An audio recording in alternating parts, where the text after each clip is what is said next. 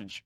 O texto diz assim: porque não lhes demos a conhecer o poder e a vida do nosso Senhor Jesus Cristo, segundo fábulas engenhosamente inventadas, mas nós mesmos fomos testemunhas oculares da sua majestade. Pai, nós te louvamos, nós te bendizemos, Pai.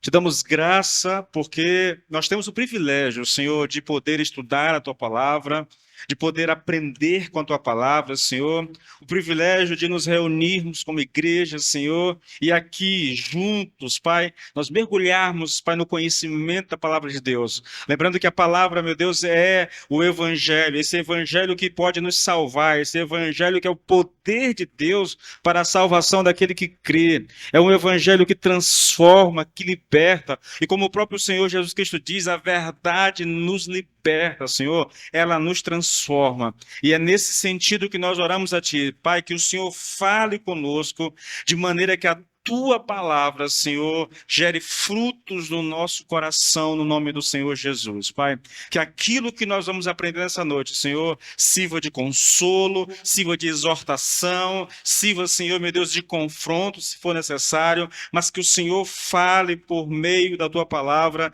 em o nome do Senhor Jesus Cristo. Amém e amém, queridos. Então vamos nós, querido, aqui, tá bom? Só uma recapitulação muito rápida a respeito desse texto que nós estamos estudando, irmãos. Olha, o assunto aqui é a segunda vinda, tá bom? Os versículos que vão vir depois vão falar sobre isso de maneira clara e específica. O capítulo 3 quase todo é sobre isso, tá bom? A questão toda é: qual é o ensino neotestamentário a respeito da segunda vinda do Senhor Jesus Cristo? O que que a Bíblia ensina? O que o Novo Testamento ensina sobre isso? Aí nós vimos aqui o que Jesus falou a respeito desse assunto. Nós vimos aqui o que o livro de Atos retrata a respeito da segunda vinda. Nós vimos também aqui nos escritos de Paulo o que é dito a respeito da segunda vinda, é lógico. Vimos algumas coisas, né? Porque não tem como ver tudo, né? É muita coisa. Vimos também aqui na carta de Tiago o que ele fala sobre isso. Na própria carta de Pedro que nós estamos estudando. Nós vimos também aqui nos escritos de João, né, Apocalipse, 1 João, alguma coisa a respeito disso. Então nós estudamos essa coisa. É uma doutrina muito bem fundamentada, né, por todo o Novo Testamento. Praticamente todos os autores do Novo Testamento falaram da segunda vinda do Senhor Jesus Cristo. Aí nós temos uma segunda pergunta, né? Na verdade, por causa desse ensino abundante e urgente a respeito da segunda vinda do Senhor Jesus Cristo, surge uma pergunta, né? Se esse ensino era tão importante e parecia tão urgente para os primeiros cristãos, por que ele perdeu a sua relevância para a nossa geração? E aí nós demos aqui algumas respostas, querido. Eu não tenho como reprisar tudo, tá bom? Então eu vou apenas dar os tópicos a você. Se alguém tiver curiosidade em querer saber mais, eu convido você a olhar a ministração do domingo passado, tá bom? Vai lá e nós temos essa ministração na íntegra lá. Então a primeira resposta é: talvez seja porque a nossa geração não gosta de doutrina. E aí eu disse por que dessa resposta. Eu trouxe aqui algumas considerações a respeito disso. Depois eu disse, querido, que talvez seja por uma questão interpretativa, né? Há pessoas que creem diferente a respeito da segunda vinda. Nós vimos aqui há aqueles que acreditam que a segunda vinda já ocorreu, né, quando Jerusalém foi destruída no ano 70 depois de Cristo, e há também aqueles que acreditam que a segunda vinda ela já ocorreu lá no Pentecoste, em Atos 2, quando o Espírito Santo desceu, tá? E o terceiro motivo provavelmente é por causa da letargia espiritual. Letargia aqui, querido, é apatia, é desânimo, é desinteresse, entendeu? Então, juntando tudo isso, talvez seja... Na verdade, as três respostas talvez se complementem para justificar o porquê que essa doutrina perdeu a sua relevância hoje, né? E há uma outra possibilidade, e aqui diz respeito, querido, aos exageros e os absurdos encontrados na história do cristianismo sobre o retorno do Senhor Jesus Cristo, né? Eu estou aqui falando das muitas pessoas ao longo da história que ousaram marcar a data para a volta de Cristo. Citei aqui os adventistas do sétimo dia, citei aqui os testemunhos de Jeová, citei aqui a Valnice Milhomes, uma pastora que ainda hoje prega no Brasil, e citei até mesmo aqui pastor presbiteriano, e o próprio Nicodemos foi quem citou ele, tá bom? Dei a justificativa do porquê eles marcaram essas datas, que não vale a pena hoje a gente reprisar tudo, porque, novamente, o tempo seria gasto só para isso, tá? Bom, dito isto, querido, eu sigo daqui por diante e eu espero que eu consiga ir até onde eu me planejei para ir, tá? Eu sei que eu tenho que terminar 9 horas pontualmente para liberar vocês, e a gente ainda não viu esse decreto, mas parece que é um decreto que estabelece agora que há um toque de recolher às 9 horas da noite. Não sei se ainda não viu o decreto ainda, não sei, né? Eu acho meio louco isso, mas a gente vai tentar se ajustar aqui rapidinho, tá bom? Então vamos lá. Qual é o real ensino neotestamentário a respeito da doutrina da segunda vinda de Cristo? Primeira coisa, querido, veja, irmãos, eu quero que você entenda uma coisa. Quase toda a mensagem é uma mensagem doutrinária.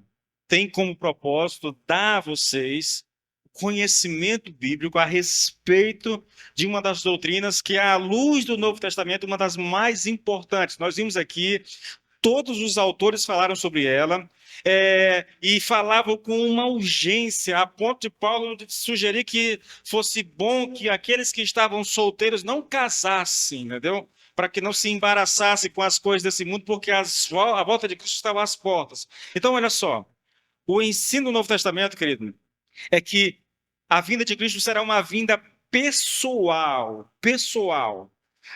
Eu digo isso porque alguns intérpretes sugerem que a volta de Jesus se dará por meio do ensino. Esse ensino a respeito de Jesus se espalhará pelo mundo e é isso que caracteriza a segunda vinda. Alguns estudiosos, entende, que estão aqui na ala dos cristãos, acreditam que não haverá uma vinda pessoal de Jesus, mas que essa vinda se dará por meio do ensino. Tipo assim, quanto mais esse ensino se espalha, mais isso caracteriza a volta de Cristo, a segunda vinda de Cristo, tá? Outros falam, querido, da segunda vinda em termos de uma conquista espiritual progressiva. A ideia é, o evangelho vai avançando de cidade em cidade, de estado em estado, de nação em nação, e quanto mais esse evangelho avançar, mais nós temos caracterizado a volta de Cristo. Agora, a nossa defesa é que essa vinda não é por meio de um ensino, essa vinda não é por meio de uma conquista progressiva, essa vinda é pessoal. Aí eu quero te mostrar o texto onde isso é ensinado, tá bom? Na verdade, alguns textos. Eu não vou fazer muito comentário, querido, porque, como é doutrinário, eu vou apenas expor a vocês o que a Bíblia diz, tá bom? E aí vocês façam as suas próprias conclusões. Olha só, Atos 1, 10 e 11 diz assim: eles ficaram com os olhos fixos no céu enquanto Jesus subia. De repente, dois homens vestidos de branco apareceram diante deles e lhes disseram: homens da Galileia, por que vocês estão olhando para o céu? Esse Jesus que estava com vocês e que foi elevado ao céu voltará do mesmo modo que vocês ouviram subir. Isso caracteriza uma vinda pessoal. Os discípulos estavam ali com Jesus e, enquanto eles estavam com Jesus, ele foi levado ou elevado às alturas. Todos eles estavam olhando a pessoa de Jesus ser levantada aos céus. O anjo está dizendo, vai ser do mesmo jeito. Vocês vão ver ele vindo da mesma forma como vocês o viram subindo. Pessoal, querido. Agora veja também... Filipenses 3:20. A nossa cidadania, porém, está nos céus, de onde esperamos ansiosamente um Salvador, o Senhor Jesus Cristo. Nós esperamos, Paulo está dizendo, nós aguardamos a vinda dele, a vinda do Senhor Jesus Cristo. Não o ensino, não uma conquista progressiva, nada disso, mas ele vindo pessoalmente. Ainda também, querido, em 1 Tessalonicenses, capítulo 15, capítulo 14, misericórdia, Jesus, sai daqui. Capítulo 4, versículo 15 até o 17. Diz assim: posso dizer-lhes diretamente do Senhor que nós, os que ainda estivermos vivos, quando o Senhor voltar, não subiremos para encontrá-lo antes daqueles que já morreram, pois o próprio Senhor descerá do céu com um potente clamor, com o brado do arcanjo e com o toque da trombeta de Deus, e o Senhor descerá dos céus e os mortos em Cristo ressuscitarão primeiro. Então nós, os que ainda estivermos vivos, seremos arrebatados até eles nas nuvens, a fim de nos encontrarmos com o Senhor nos ares e ficarmos com ele para sempre. Observa, querido, esse sentimento de urgência, de que essa volta poderia acontecer a qualquer momento. Olha, então nós, os que ainda estivermos vivos, está falando deles ali, né, da igreja, nós que ainda estivermos vivos, nós seremos arrebatados até as nuvens, a fim de nos encontrarmos com o Senhor. Isso revela tanto essa vinda pessoal do Senhor, como também revela essa urgência, querido, que havia no coração daqueles apóstolos a respeito da vinda do Senhor. Bom, repetindo a pergunta para que a gente possa responder novamente, seguir. Qual é o real ensino neotestamentário a respeito da segunda vinda? Bom, o Novo Testamento já disse que será uma vinda pessoal, mas o Novo Testamento também diz que será uma vinda física, corporal. Por que eu digo isso? Porque alguns alegam que a segunda vinda do Senhor Jesus Cristo seria espiritual e que já ocorrera lá no Pentecoste. Uma vinda espiritual. Ele veio na pessoa do Espírito Santo. Ele já veio, entendeu? Novamente, querido, seria esse o ensino? E eu leio mais uma vez Atos 1, 10 e 11. É muito claro, irmãos. Só a parte que nos interessa. Versículo 11. Homens da Galileia, por que vocês estão olhando para o céu? Esse Jesus que estava com vocês e que foi elevado aos céus, voltará do mesmo modo que vocês o viram subir. Entende, querido? Pessoal, física, corporal. Agora, só um instantinho. Agora, Hebreus 9, irmãos, 9, 28. Assim também Cristo foi oferecido uma vez só em sacrifício para tirar os pecados de muitas pessoas. Depois ele aparecerá segunda vez, não para tirar pecados, mas para salvar as pessoas que estão esperando por ele. Novamente, irmãos, é um testemunho contundente a respeito dessa vinda de Cristo. Uma vinda pessoal, uma vinda física, corporal. E por último, né, mais claro do que isso aqui é impossível, Apocalipse 1:7. Eis que ele vem com as nuvens e todo olho o verá, até aqueles que o traspassaram. E todas as tribos da terra se lamentarão por causa dele, certamente. Amém. Percebe, querido? Não é uma vinda através de ensino, não é uma vinda através de uma conquista progressiva, não é uma vinda espiritual, ela é uma vinda pessoal, é uma vinda física, corporal, todos o verão. Agora, isso aqui já é quase que chovendo molhado, mas eu vou, porque esse é o ensino, eu estou pegando o texto bíblico, né? Isso aqui é teologia mesmo, viu, querido? O Novo Testamento diz que essa vinda será visível. Bom, pelos textos que eu já li, né? Agora veja, querido, se eu disse que a vinda será pessoal, física, é lógico que ela será uma vinda visível, né? Entretanto, como já foi dito, eu disse a semana passada, o Adventismo disse que ele já voltou e que a sua volta se deu no céu para juízo investigativo. Portanto, os adventistas defendem uma vinda invisível aos olhos humanos. Na verdade, querido, os adventistas marcaram uma data, a data veio e Jesus Cristo não apareceu. Aí, ao invés de reconhecer o erro, sabe o que eles fizeram? Eles disseram: não, não, não. É porque a vinda de Jesus não era uma vinda visível, não era física, não era corporal, não era pessoal, era uma vinda espiritual. invisível. E, na verdade, ele veio para entrar lá no tabernáculo, no céu, para começar um juízo investigativo. Isso já aconteceu. Eu tenho aqui o ano, mas eu não quero chutar aqui porque talvez eu esteja confundindo. Mas esse é parte do ensino adventista. Também, querido, um homem chamado Charles, eu não sei se a pronúncia está correta, até Charles Taze Russell. Ele é um dos fundadores do Testemunho de Jeová. Ele também disse que Jesus já voltou. E isso aconteceu no ano de 1914 e também foi invisível aos olhos humanos. Então, vale a pena a gente ficar reprisando essas coisas, querido, porque há esse ensino, entendeu?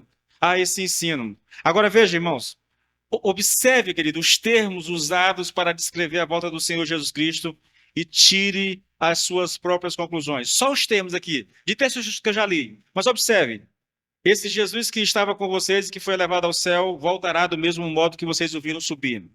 Isso está em Atos 1. Apocalipse 1:7. Eis que ele vem com as nuvens e todo o olho o verá. Agora veja Mateus 24:30. Então aparecerá no céu o sinal do Filho do Homem. Todos os povos da terra se lamentarão e verão o Filho do Homem vindo sobre as nuvens com poder e muita glória. Então, querido, é uma vinda visível. Veja, irmão, é pessoal, tá? É pessoal, é física, corporal, entendeu? É visível, é muito claro o ensino, irmãos, muito claro. Agora, mais uma característica desse ensino no Novo Testamento é que o Novo Testamento diz que essa vinda de Jesus, irmãos, ela será repentina. Repentina. É assim, ó. Acabou, tá? Citando aqui um teólogo chamado Louis Berkhoff, ele diz que, embora de um lado a Bíblia ensine que a vinda do Senhor será precedida de diversos sinais, ensina de outro lado que, de maneira igualmente enfática, a vinda será repentina, inesperada, tomando de surpresa eu sei que houve uma época na história, irmãos, se eu não me engano, na virada de 1999 para 2000, né, essas datas são muito enigmáticas, né, as pessoas criam muita coisa, e se falava demais nessa vinda, e a gente fala, há uma corrente no nosso meio, no meio evangélico, né, que fala de um arrebatamento, né, inclusive há placas em carros, onde eu já vi algumas vezes, né, deixa eu tentar lembrar, mais ou menos assim, se esse carro tiver descontrolado, alguma coisa, é porque o motorista sumiu, o motorista foi arrebatado. As pessoas, na verdade, há filmes sobre isso, né? Onde as pessoas tá ali dirigindo, ela some, ela é arrebatada, o piloto está dirigindo, está pilotando o avião, ele some, o avião fica sem piloto. Essa é uma forma de trazer à tona esse ensino, embora aquilo lá, da forma como é colocado, esteja equivocado, entendeu? Mas a Bíblia realmente fala dessa coisa repentina, inesperada, urgente, entendeu? Olha o texto, irmãos. Isso é interessante. Vamos ler o texto aqui? Mateus 24, a partir do 37. Pois assim foi como nos dias de Noé. Pois assim como foi no dias de Noé, também será a vinda do Filho do Homem. Porquanto, assim como nos dias anteriores ao dilúvio, comiam e bebiam, casavam-se e davam-se em casamento, até o dia em que Noé entrou na arca, e não o perceberam, senão quando veio o dilúvio e os levou a todos. Assim também será a vinda do Filho do Homem. Então, dois estarão no campo, um será tomado e o outro deixado. Duas estarão trabalhando no moinho, uma será tomada e deixada a outra. Portanto, vigiai, porque não sabeis em que dia vem o Senhor. Mas considerai-vos isto: se o pai de família soubesse a que hora viria o ladrão, vigiaria e não deixaria que fosse arrombada a sua porta. Por isso, ficai também vós apercebidos, porque é a hora em que não cuidais o Filho do Homem. Gente, são duas características. É inesperada, nós não sabemos quando vai acontecer, e também é repentino. Dois estarão no campo, um é levado, o outro deixado, entendeu? Isso caracteriza bem esse ensino. Mas eu queria chamar sua atenção para um detalhe aqui nessa questão, dessa leitura aqui, que irmãos, essa questão da citação que é feita aqui pelo Senhor Jesus Cristo dos dias de Noé. Na verdade, o texto traz aqui, se você voltar lá para Gênesis capítulo 6, você vai perceber Noé, diz a Bíblia, ele pregou durante 100 anos, anunciando um dilúvio, uma catástrofe mundial. E durante esse tempo todo, ele não só estava pregando às pessoas, como ele estava vivendo a sua pregação. Por quê? Porque ele estava dizendo às pessoas que Deus destruiria aquele mundo com uma inundação, com um dilúvio. E ao mesmo tempo que ele pregava isso, ele estava construindo um barco gigante para se salvar. Então veja que pregação poderosa. Primeiro, o anúncio do que ia acontecer e, na prática, a construção do barco. Acontece que o texto diz, querido, que as pessoas não estavam nem aí. E imagine uma coisa, irmãos, rapidamente. Eu sei que isso vai me atrasar, mas vamos lá, isso talvez te ajude a entender o que eu estou querendo colocar. Noé ficou 100 anos anunciando uma coisa: Jesus vai voltar. Se é que eu posso colocar dessa forma. Vai voltar. O dilúvio vai vir. Todo mundo vai morrer. E as pessoas não deram atenção a ele. Talvez, no começo, isso assustasse um pouco as pessoas. Só que os anos foram passando, querido. 10 anos se passaram, 20 anos se passaram, 30 anos, 50 anos, e a mensagem de Noé caiu, ó, no esquecimento. Provavelmente se tornou alvo de piadas e chacotas. Por quê? Porque ele ficou 100 anos anunciando uma mensagem e não aconteceu nada. Mas, de repente, irmão, quando ninguém mais esperava, a água começa não só a cair de cima, como a brotar. Queridos, eu vou falar sobre isso lá no final da mensagem, se eu chegar até lá. Não é diferente do anúncio que nós fazemos. Só que o nosso caso é um pouquinho mais grave do que o de Noé. Porque a igreja já prega essa mensagem há 2000 anos atrás. E até agora nada aconteceu. Eu vou deixar isso para mais tarde, porque eu vou falar sobre isso, se der tempo, tá bom? Então, ainda falando dessa vinda inesperada, repentina, 1 Tessalonicenses 5, versículo 1 em diante. Eu só vou ler o texto, querido. Irmãos, no que se refere aos tempos e às épocas, não há necessidade de que eu lhes escreva, porque vocês sabem perfeitamente que o dia do Senhor vem como ladrão à noite. Quando andarem dizendo paz e segurança, eis que lhes sobrevirá repentina destruição, como vêm as dores de parto à mulher que está para dar luz, e de modo nenhum escaparão. Aqui é interessante, querido, olha, um fato curioso e assustador com relação aos sinais que precederão ao retorno do Senhor Jesus Cristo, querido, é que o Velho Testamento, irmãos, eu já citei a questão de Noé, né? Mas há um outro fato. O Velho Testamento também descreveu, querido, minuciosamente a primeira vinda de Jesus e tudo o que iria acontecer com ele. Mas sabe de uma coisa? Ele veio e a sua geração não se deu conta de quem ele era. É uma característica, irmãos. Está lá em Noé, anunciando o dilúvio. Está por todo o Velho Testamento, nos profetas, no Pentateuco. Está em todo lugar o anúncio da vinda de Jesus Cristo. E ele veio e ninguém se deu conta de que ele tinha vindo. Todo o povo aguardava o Messias veio e ninguém se deu conta. Não é absurdo, querido? Há uma outra característica aqui, querido, com relação ao ensino do Novo Testamento a respeito da volta de Jesus, é que será uma vinda gloriosa e triunfal.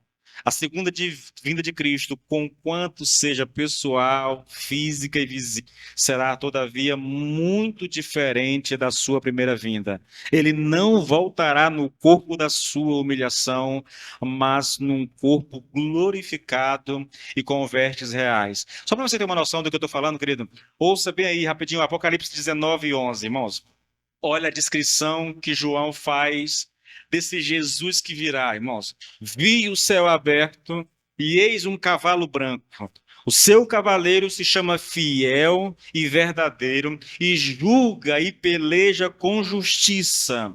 Os seus olhos são chamas de fogo, na sua cabeça há muitos diademas, mas tem um nome escrito que ninguém conhece, senão ele mesmo. Está vestido com um manto tinto de sangue, e o seu nome se chama o Verbo de Deus. E seguiam-nos os exércitos que há no céu, montando cavalos brancos com vestiduras e de linho finíssimo, branco e puro.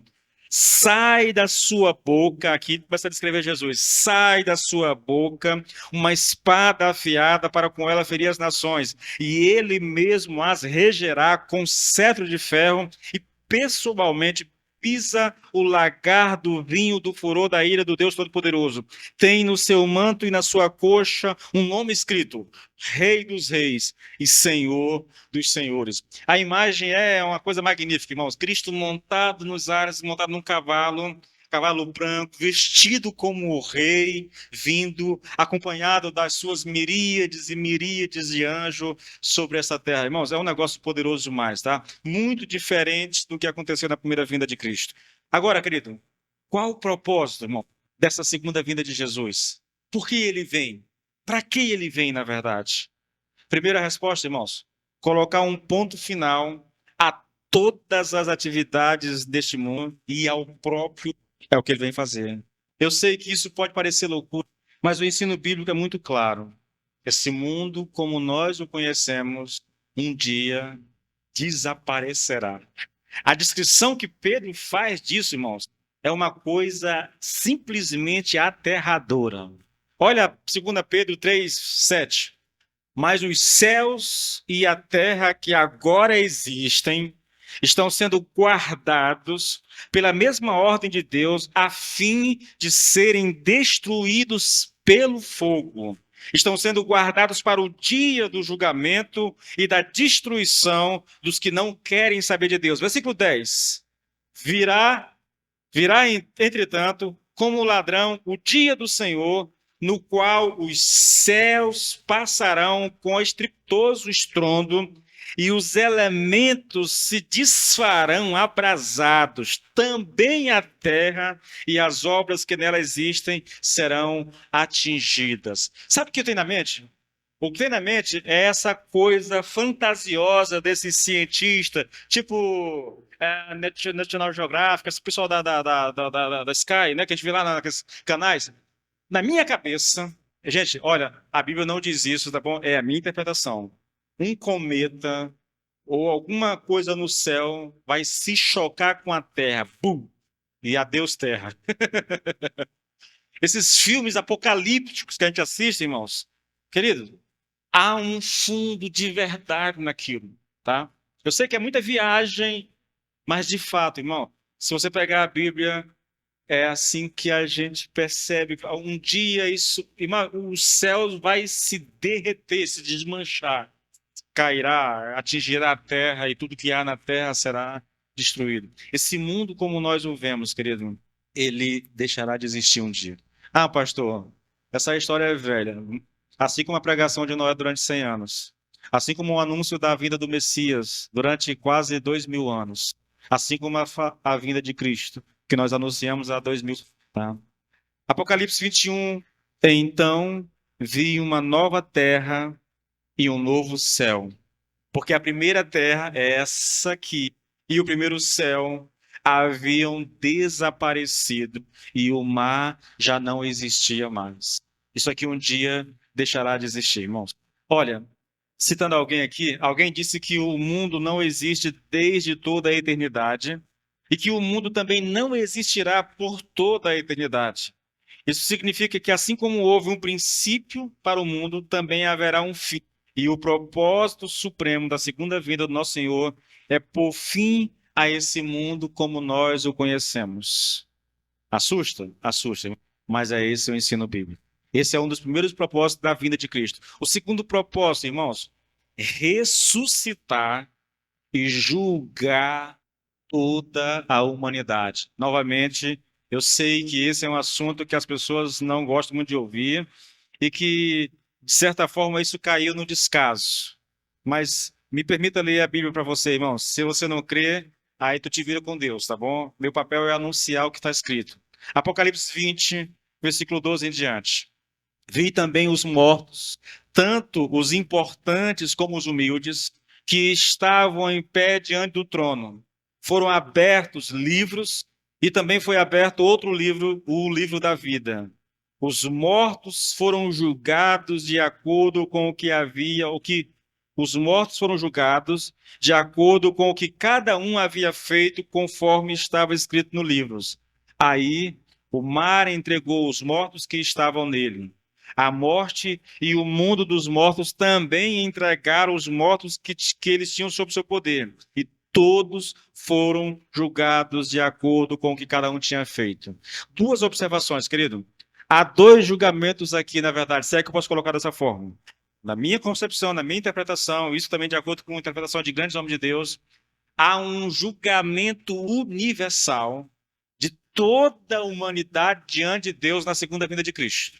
Todos estarão diante de Deus. Livros se abrirão, onde o registro da nossa vida estará ali. Irmãos, eu gosto de falar sobre isso. Eu sei que isso assusta, mas é bom a gente ter uma noção, irmãos, do que é o ensino bíblico. Sabe, há um ensino bíblico, irmãos, de que Deus registra tudo o que nós fazemos, tudo o que nós falamos e tudo o que nós pensamos. Então, naquele dia, nossa vida toda será desnudada diante do Cordeiro, que não veio mais em humilhação, que não veio mais como uma criança que vai nascer no estábulo, mas que veio como juiz de toda a terra e que julgará toda a terra. Então nós prestaremos conta de tudo que nós fizemos, de tudo que nós falamos e de tudo que nós pensamos. Nesse aspecto, por isso que eu falo de dois julgamentos, né? Não é bem dois julgamentos, mas nesse aspecto, ninguém em toda a terra se salvará. Só que aí o texto diz que abriram-se os livros, mas também abriu-se o livro da vida. No final desse texto de Apocalipse 20, diz que aqueles que não tiverem o seu nome escrito no livro da vida, esses serão lançados no lago de fogo. Entende? Então, pelos livros do registro da nossa vida, está todo mundo ferrado, literalmente, lascado.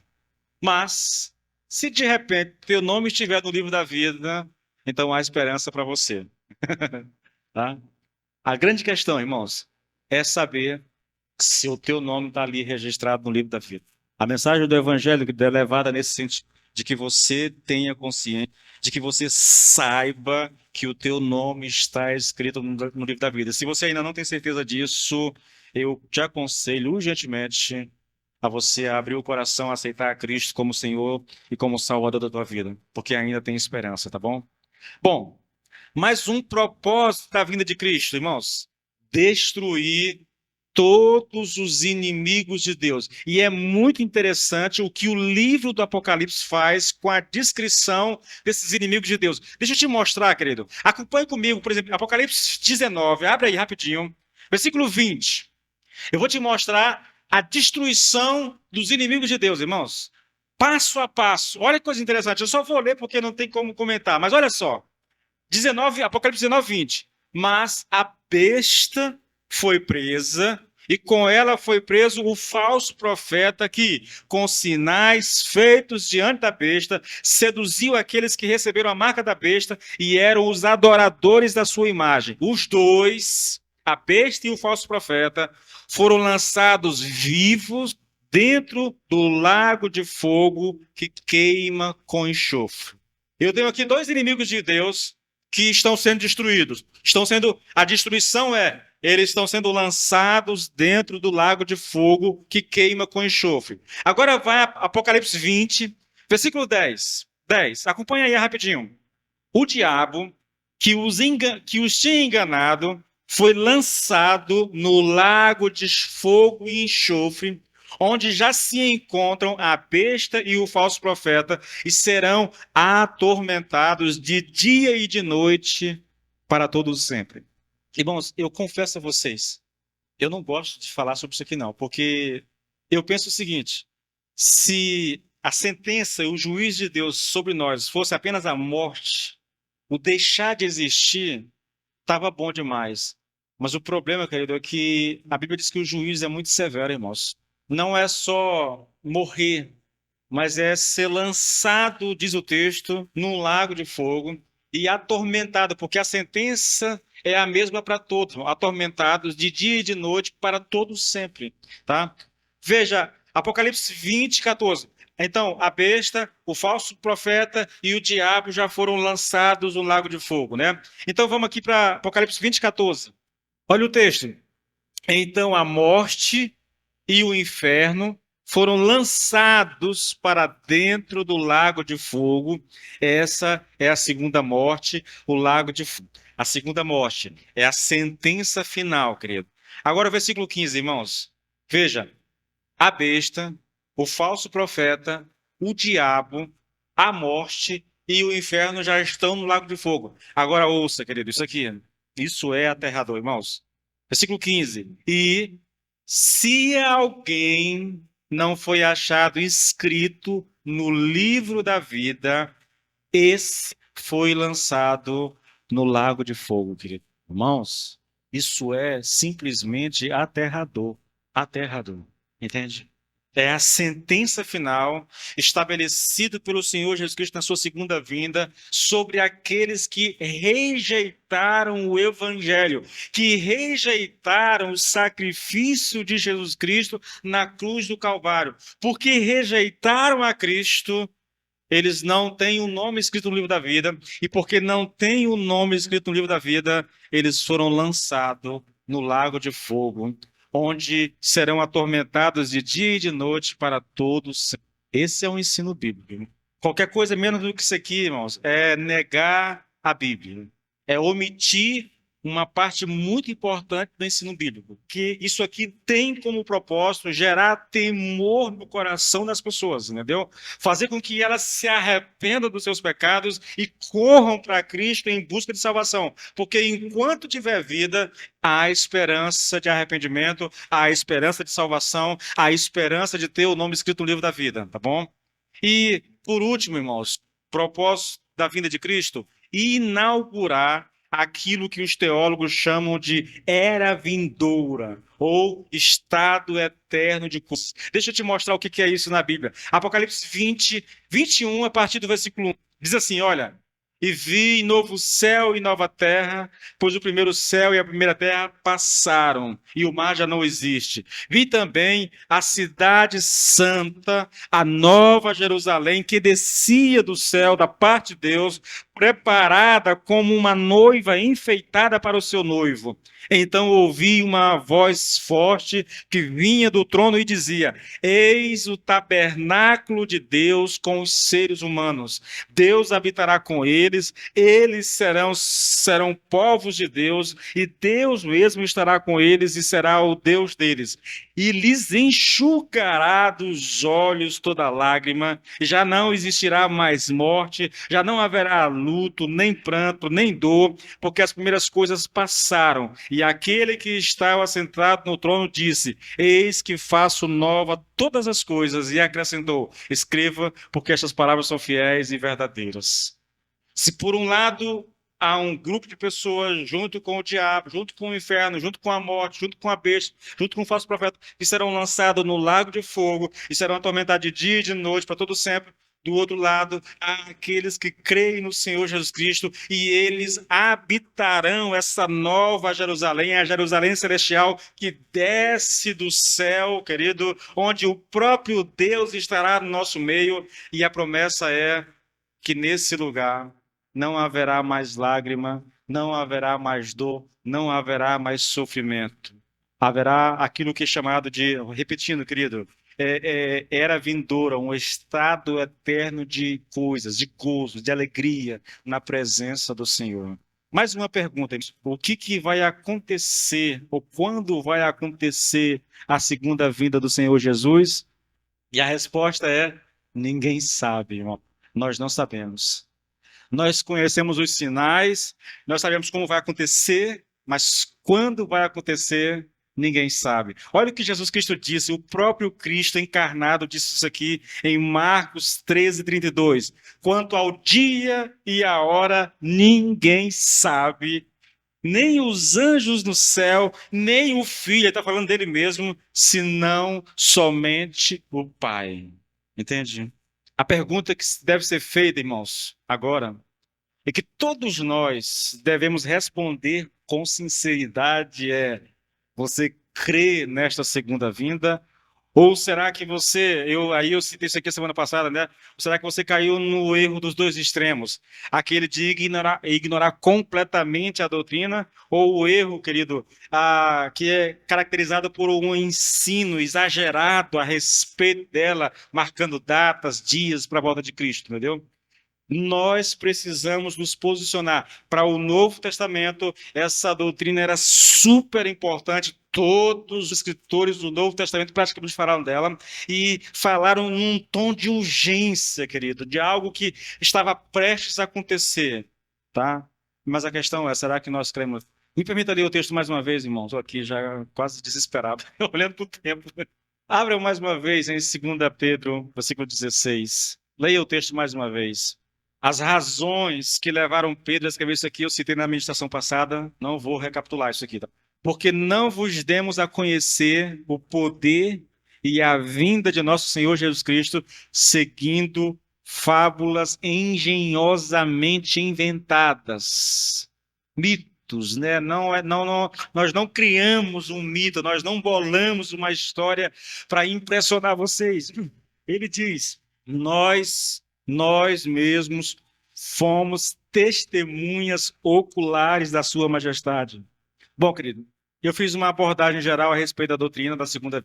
A gente viu a importância e a urgência dessa doutrina no Novo Testamento, e não resta dúvida quanto à veracidade do ensino. Porém, isso significa que há questionamentos que precisam de resposta, tanto no que diz respeito àqueles que não são salvos, como àqueles que não são. Irmãos, eu quero que você entenda uma coisa.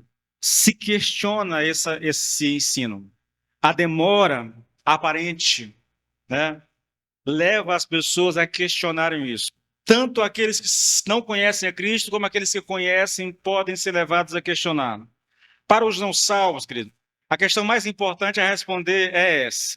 Será que esse evangelho pregado é mesmo verdadeiro? Há mais de 2000 anos, os pregadores vêm anunciando a volta de Jesus, mas tudo que temos visto é um mundo que vai de mal a pior. Como podemos crer nessa mensagem se não há evidências de que aquilo que vem sendo propagado vai realmente acontecer? Mais ainda, como podemos crer na mensagem do Evangelho se, mesmo com tanta pregação nas igrejas, na TV, na rádio, nas mídias sociais, ainda assim o que vemos é um mundo totalmente mergulhado em violência, imoralidade, corrupção e afastamento de Deus? São perguntas, queridos, que são sinceras e que merecem resposta. Nós não podemos dizer assim, eu creio, eu não quero saber desse negócio aí. Não, irmãos, não. Nós somos chamados a dar resposta daquilo que nós cremos e por que nós cremos, entendeu? Então, essas perguntas são válidas e eu preciso lidar com elas, tá? Quanto aos cristãos regenerados, querido, os questionamentos são praticamente os mesmos, porém, com consequências diferentes. No cristão, isso pode gerar desânimo, frustração, e alguns podem até mesmo questionar a própria fé. Como? Há 2000 anos a gente ouve falar disso, e não há, Jesus nunca voltou. Olha, o evangelho nunca foi pregado como é pregado agora, e, no entanto, não há mudança nenhuma, o mundo continua pior do que o que estava. Como que a gente justifica isso? Queridos, eu espero que dê tempo de eu trazer uma resposta. Se não der, eu repito essas perguntas e faço toda semana que vem, tá bom? Mas a resposta para isso aqui é muito importante. Hein? Como responder a tudo isso? O que a Bíblia tem a nos dizer quanto a todos estes questionamentos? A resposta, querido, vem da própria doutrina da segunda vinda.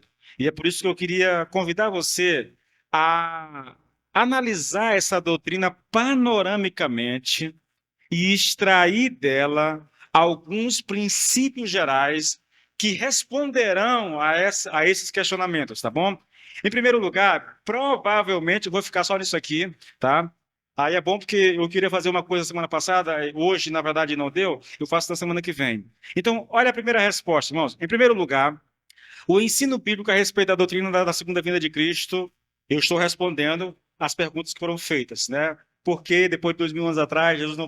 Por que mesmo com tanta pregação do evangelho, né? Será que eu posso crer nessa mensagem? Será que eu posso crer nesse evangelho? Como é que... Então, eu estou tentando responder. Olha só, O ensino bíblico a respeito da doutrina da segunda vinda de Cristo está inserido dentro daquilo que é chamado de plano da salvação. Tente acompanhar o raciocínio para ver se você consegue perceber o que vai ser colocado, querido. Quem acompanha as ministrações em Romanos vai se sentir um pouquinho mais familiarizado com o que eu vou dizer aqui agora, tá bom? Porque eu já disse isso em Romanos. Veja, a Bíblia ensina que Deus, antes da criação do mundo, escolheu um povo para si, que seu Filho unigênito viria a esse mundo e daria a sua vida para salvar esse povo, e que o Espírito Santo chamaria esse povo irresistivelmente, a fim de que ele cresça na mensagem do Evangelho. Tudo isso que eu disse aqui, irmãos, está em Efésios, capítulo 1, do versículo 4 até o versículo 14, onde Paulo começa dizendo assim, olha, Deus nos escolheu em Cristo antes da fundação do mundo. Aí ele vai falar da obra de Cristo, da obra do Espírito Santo, tá? Todo esse plano de salvação foi elaborado na eternidade. Falando da graça, que é a mensagem de Romanos, né? A graça estabeleceu um plano para salvar esses eleitos de Deus. E esse plano não pode falhar, independentemente das pessoas que vão ser alcançadas. O plano não vai falhar. Por quê? Porque a graça é poderosa para executar o seu plano. Bom, vamos lá. Alguém disse, querido, que, citando aqui, eu acho que é Lloyd, eu não lembro quem é, mas citando alguém aqui, olha, Deus, tendo visto o princípio, meu Deus, repetindo, voltando à fita aqui, recapitulando, Deus, tendo visto o fim desde o princípio e estando todas as coisas inteiras, claras e abertas aos seus olhos, planejou, antes de principiar o tempo, que num dado ponto e lugar criaria o mundo. Ele criaria o homem, ele previu que a queda ocorreria, que o homem daria ouvidos à sugestão de Satanás e que ele, Deus, então, começaria o processo de salvação. Esse processo de salvação começa com Adão, e aí segue a história. Nós fizemos isso em Romanos, capítulo 5 aqui, seguindo esse processo de salvação, irmãos, pessoa após pessoa, até chegar em Cristo, tá? Esse processo de salvação, querido, teria o seu ponto crucial, né, nevrálgico, é um nome bonito, né, com a morte do Senhor Jesus Cristo lá no Calvário e com a sua ressurreição e ascensão. Só que isso não era todo o plano, era apenas parte do... Eu quero que você entenda isso aqui, irmãos. Deus nos escolheu em Cristo antes da fundação do mundo. Deus coloca em plano, em ação o seu plano. Isso vem se desenrolando ao longo da história. Em Cristo, nós temos aqui aquele momento crucial, entendeu? Ele desce a esse mundo, ele morre na cruz, ele é enterrado, ele ressuscita, depois ele é levado aos céus. Isso não é toda a história, isso é parte do plano, irmãos. Parte do plano. Porque a outra parte virá depois, tá? Olha um texto que retrata isso de maneira muito, muito gloriosa, irmãos. Romanos 8, versículo 29 e 30. Olha só. Acompanhe a descrição que Paulo fala. Ó. Pois aquele que de antemão conheceu, basicamente esse conhecimento aqui a gente pode interpretar isso como eleição. Aquele que de antemão nos elegeu, também nos predestinou para sermos conformes à imagem do seu Filho, a fim de que ele, Jesus Cristo, seja o primogênito entre muitos irmãos. Agora observe a sequência. Deus nos elegeu, Deus nos predestinou. Agora veja, e aos que predestinou, a esses também chamou. E aos que chamou, também justificou. E aos que justificou, a esses também glorificou. Irmãos, olha que coisa. Paulo aqui, ele começa falando desse plano da salvação na eternidade, ele entra no nosso tempo, no Cronos, e depois volta para a eternidade. A eleição e a predestinação estão na eternidade pretérita.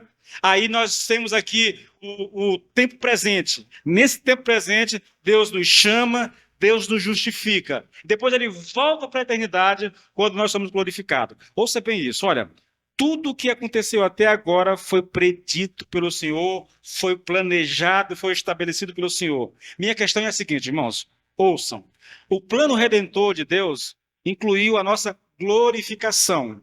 O que é isso, irmãos? Essa glorificação ela vai acontecer definitivamente quando nós tivermos os nossos corpos glorificados, tá bom?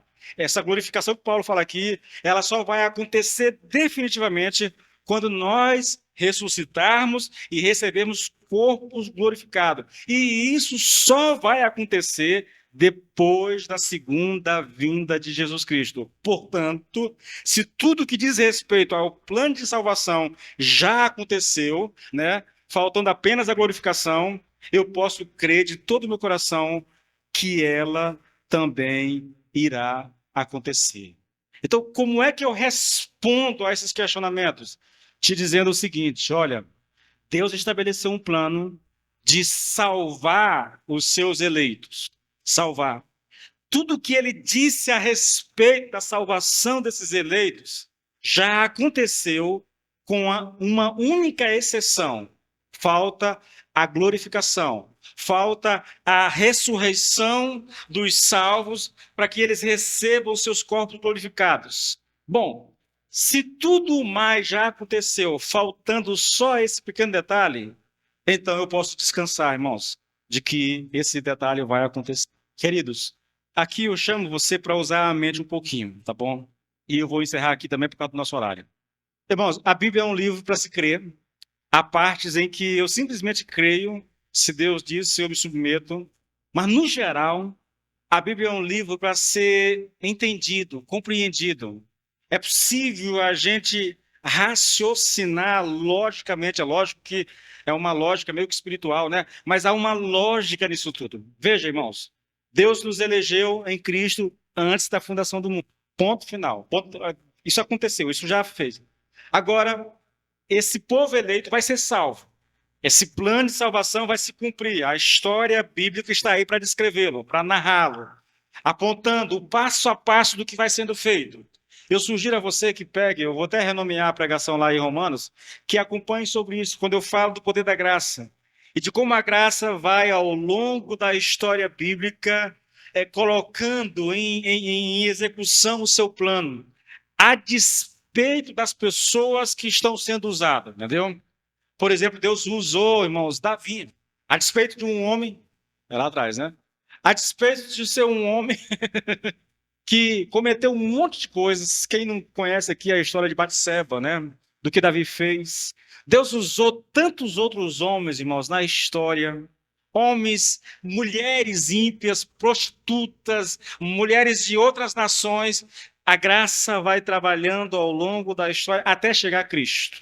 O descendente da mulher vem, ele morre na cruz. Ali há um passo mais a ser dado no plano de salvação, porque a eleição por si só não salva. A eleição diz que Deus tem um povo, só que Deus precisa salvar esse povo. Para salvar esse povo, Cristo é obrigado, vou colocar dessa forma, é obrigado a vir a esse mundo e morrer no lugar desse povo que será salvo. Porque sem Cristo não há salvação. Isso é um fato, irmãos. Mas isso ainda não é o suficiente. Há a eleição, há a morte de Cristo, só que esse povo eleito, escolhido de Deus, que agora tem a seu favor a morte de Cristo, ainda precisa crer no Evangelho. E aí nós temos o Espírito Santo, que é aquele que vai lá nos convencer do pecado, da justiça, do juízo. É aquele que vai abrir os nossos olhos para que a mensagem do Evangelho seja aceita por nós. Mas isso não é tudo ainda, irmãos, você entende? O plano da salvação não é só isso. O plano da salvação inclui uma etapa final, quando Cristo vier a esse mundo e que todos ressuscitarem, todos os eleitos ressuscitarem para estar com Ele, nós receberemos os nossos corpos glorificados. Essa é a parte final do plano. Quando nós estaremos diante do Senhor por toda a eternidade, na Jerusalém celestial. O que eu quero que vocês pensem é o seguinte: tudo mais já aconteceu, com a exceção dessa parte final. Bom, querido, Deus não é Deus de deixar as coisas pela metade. Filipenses 1,6.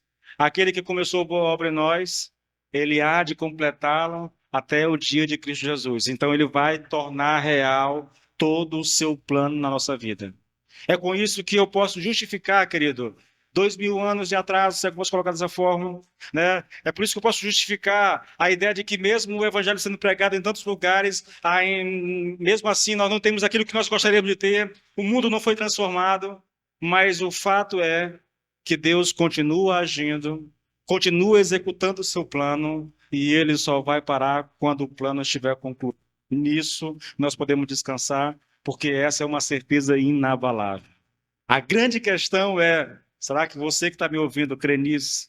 Porque se você crê, irmãos, não há outra alternativa a não ser entregar a vida para Jesus, a não ser servir a Cristo.